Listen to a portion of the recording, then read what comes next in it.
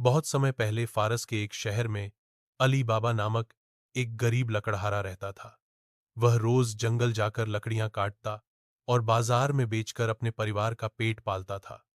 उसका बड़ा भाई कासिम अमीर व्यापारी था, लेकिन वह स्वार्थी और लालची था। एक दिन अली बाबा जंगल में लकड़ियां काट रहा था। अचानक उसने देखा कि 40 घुड़सवार वहां आए। डर के मारे वह एक पेड़ पर चढ़कर छिप गया। घुड़सवारों ने एक बड़ी चट्टान के सामने आकर ऊंची आवाज में कहा, खुल जा सिम सिम।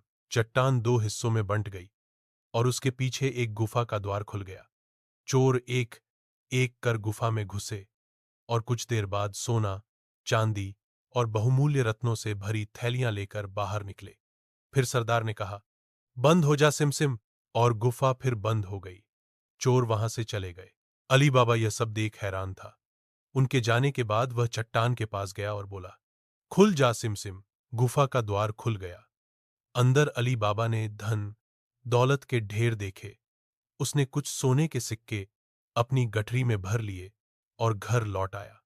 अली बाबा ने अपनी पत्नी को सारी बात बताई।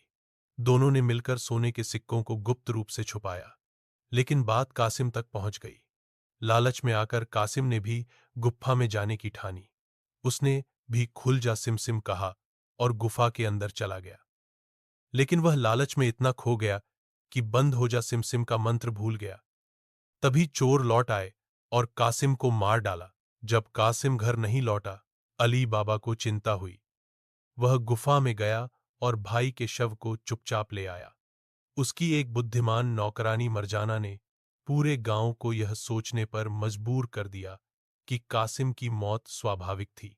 चोरों को शक हुआ कि कोई और भी उनके रहस्य को जानता है। उन्होंने अली बाबा के घर का पता लगा लिया।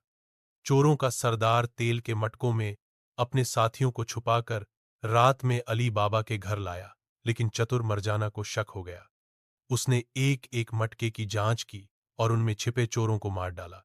अंत में मरजाना ने सरदार को भी चतुराई से मार गिराया। इस तरह अली बाबा और उसका परिवार सुरक्षित हो गया।